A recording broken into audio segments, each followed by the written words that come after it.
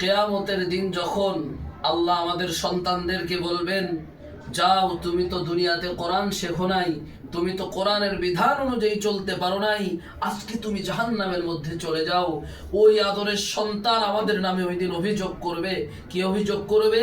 আল্লাহর কাছে বলবে, আল্লাহ, আমি ছোট ছিলাম, আমি বুঝি নাই, আমার বাবা মা আমাকে কোরআন শেখাই নাই। আমার বাবা মা যদি আজকে আমাকে হাফেজ বানাইতো, আমার বাবা মা যদি আজকে আমাকে কোরআন শিখাইতো, তাহলে আজকে আমি ধ্বংসের পথে যেতাম না। আমার বাবা মা আমাকে ডাক্তার হওয়ার জন্য, ইঞ্জিনিয়ার হওয়ার জন্য, দুনিয়াবে যত শিক্ষা আছে এই শিক্ষা অর্জন করার জন্য আমাকে কত গালাগালি করেছে, কত রাগ করেছে। কিন্তু আল্লাহ, আমি নামাজ পড়ি নাই, আমার বাবা মা আমাকে রাগ করে নাই। আমি কোরআন পড়ি নাই, আমার বাবা মা আমাকে রাগ করে নাই।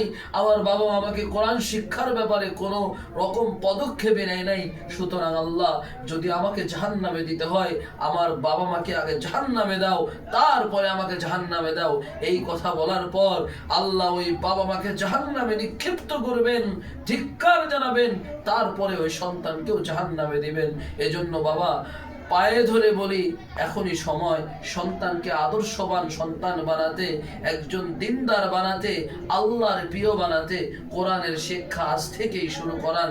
যে সেক্টরেই থাকুক না কেন, অন্তত কোরআনটা ঘরে পড়ান।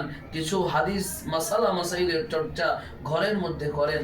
আল্লাহ আমাদের সবাইকে তৌফিক দান।